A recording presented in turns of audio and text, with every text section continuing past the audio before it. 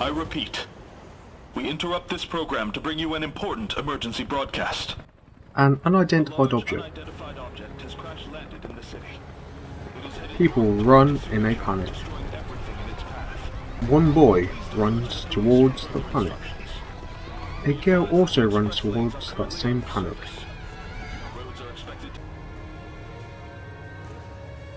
The girl then swipes her leg.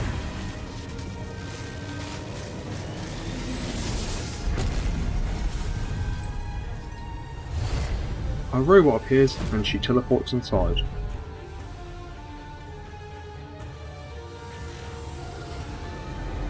The boy runs closer to have a look.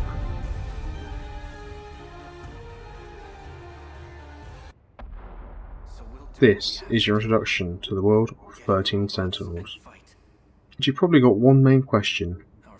How and why did we get to this point? This is what playing the game will slowly unravel. Well, hi there. I think this video is another question. Should you play the video game 13 Sentinels Aegis Rim? Well, yeah, but I think of this video as like a taster session to see if the game is something that might take your fancy. Also, there'll be spoilers from the prologue portion of the game, and also maybe some brief spoilers a little bit after the prologue part of the game. So anyway, let's begin, shall we?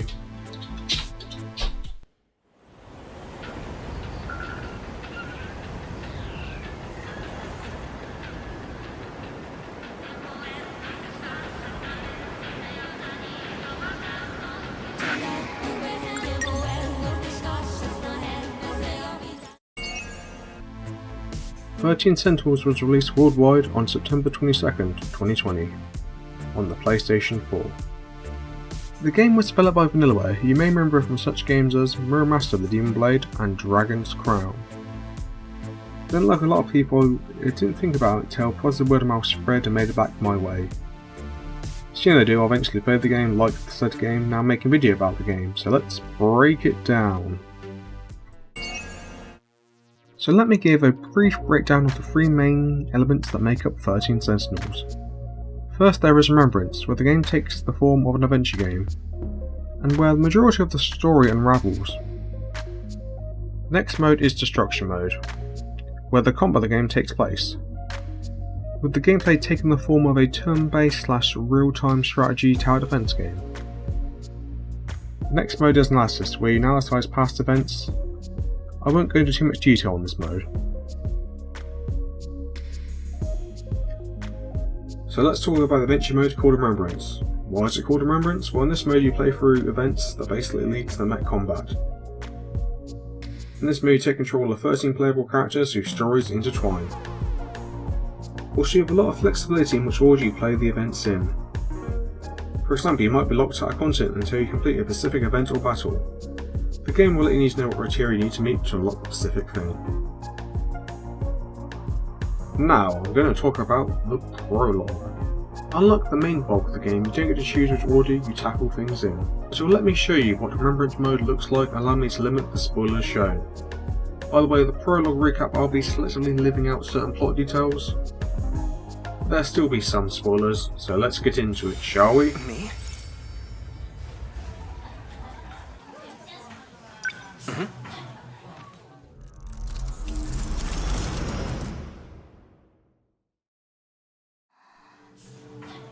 So, Juro Kurabe is the first story you get to play in these 7 prologue stories. So let's look how it plays. Well, it's pretty simple. You walk around and talk to people using the Expo. You can also press the triangle button to open a thought cloud to get characters' thoughts on specific subjects. Also, when a little triangle appears above the character's head, it means you can link that thought to them. These thoughts act as keywords, which act as progression throughout the story. So the gameplay loop of this mode will involve you talking to different characters and finding different objects to find these keywords to advance the plot. So it's pretty simple mechanically, as the story is the main appeal of the game. So here's the overview of Juro Kurabe's epilogue chapter.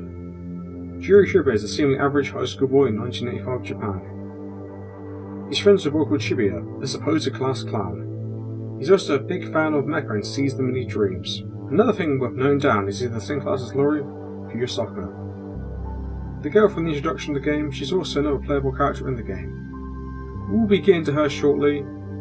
She also happens to be in Juro's dreams. The two boys want to find another boy called Amiguchi because he has all the good video games. But first Juro has to bring some papers to the nurse's office. But that causes the boy to miss out on Amiguchi.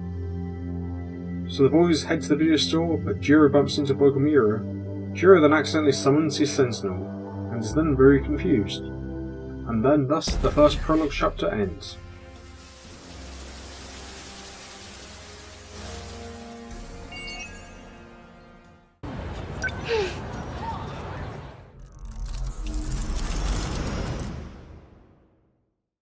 The next story we see is the story of Lori Fuyusaka, who is a seemingly normal high school girl in 1985 Japan. During the late for school, run with your bread in your mouth bit.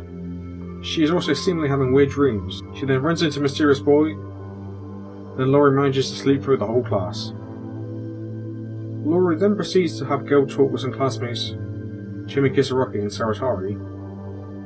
Lori then goes to look for a cat. She then finds the cat bird disappears. She then has a comic misunderstanding with Juro Kurabe and Amiguchi. Fuyusaka-san? And everyone talks about their strange dreams, and that's the end of that chapter. Alright.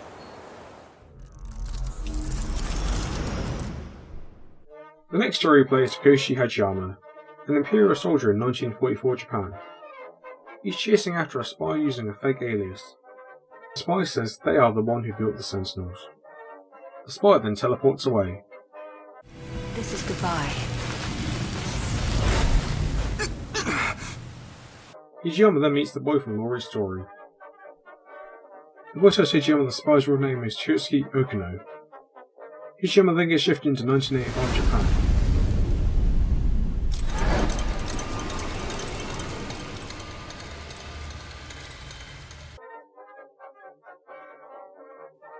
After several months, he then becomes a hobo who fights delinquents for their jackets.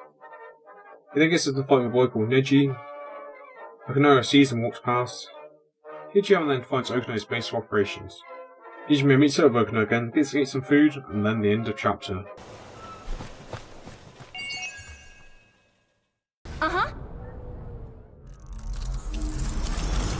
Story of Natsuno Minami. Natsuno is a high school girl in 1985 Japan. She knows Juro Kurabe and Lori Fuyusaka. Juro gives Natsuno a tape about UFO mysteries.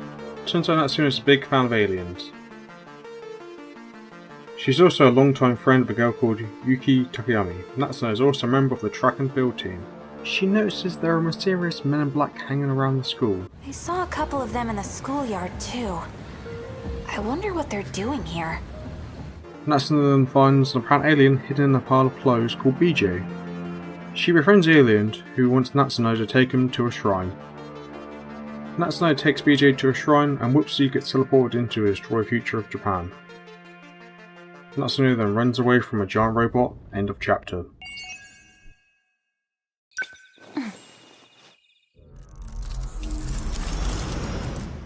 The story of Megumi Yakushiji. Megumi is a high school girl in the year 2024. She is friends with Tomi Kisaragi. The two are walking home one day and bang! The Sentinel appears. Some events happens, and Megumi finds herself in 1985 Japan. She's upset about how some things went down. A cat talks to her and offers her a deal to fix things.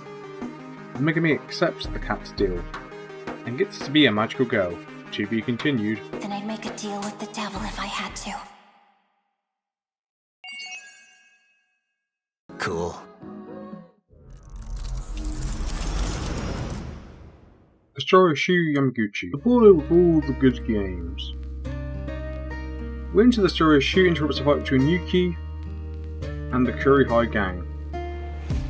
Shu and Yuki escape on his motorbike. Shu tries to help Yuki, but she's having none of it. Shu drops Yuki off and wakes up from one of his recurring dreams. Then Shu discovers an idol on the TV is talking to him. I'm talking to you through the TV. Please, save me.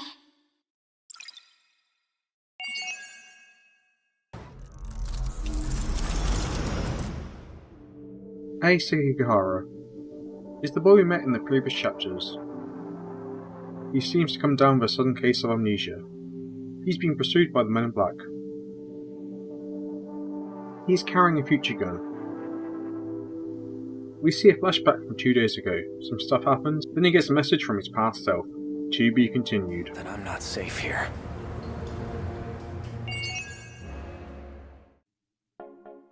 So that's the brief overview of the 7 prologue chapters. Hope that gives you a taste of some of the things that are going on in the story. And there's a lot more twists coming up in the story, so enjoy, I guess. There are also the stories of the other 6 playable characters. We haven't even touched on that yet, but they're not unlocked at this point in the game. But we've seen many of them throughout the other prologue chapters. I would also like to mention the analysis mode. The main purpose of the story is to put together the events to solve the mystery of how we got to the mech combat. The analysis mode helps you review and figure out the timeline of events. I guess it's time to talk about the combat. So I don't think it's as compelling as the story, but I did enjoy it. It doesn't overstay its welcome. But the main thing you'll probably notice is that mostly abandons the game's art style, apart from a few animations here and there. The best way for me to talk about the combat is to look at the last combat scenario in the prologue. Oh, by the way, there was combat scenarios between prologue stories. I don't really have much to say about them, as they're mostly just tutorials for the game's combat missions. The reason I'm talking about the last combat mission in the prologue is because it's functionally very similar to how the combat missions happen in the main bulk of the game. So as I mentioned, the game is a tower defense game with RTS turn-based elements. That glowing blue tube is what you're trying to defend. When starting a mission, you get to pick up the 6 Sentinel pilots that are on attack mode. The rest of the pilots are on defense. They are the green circles surrounding the tube. The 13 Sentinels are piloting 4 different generations of mechs. These 4 different generations of Sentinels have different abilities and playstyles. So what generation of pilot is important to consider when deciding on the makeup of your team. The combat is in real time until selecting an action, such as to attack or move, so choosing an action briefly pauses the game. The actions you choose all have different cooldown times for the Sentinels, so you have to manage it carefully throughout the combat missions. So keep your tower alive until you defeat the waves of enemies. And that's how you beat most missions. Done. That work? Target destroyed. Termination of enemy signals confirmed.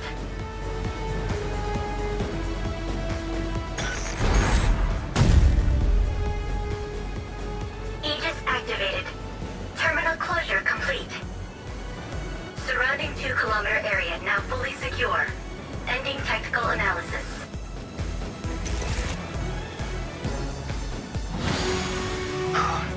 Everyone alright? And that's my look at 13 Sentinels. Well, should you play it? Well, do you own a PS4, PS5? Hopefully they port to some other devices at some point.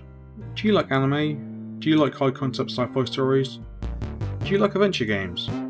Do you like tower defense games? Do you like what you've seen in this video so far? If the answer is yes to the majority of these questions, well then you know your answer.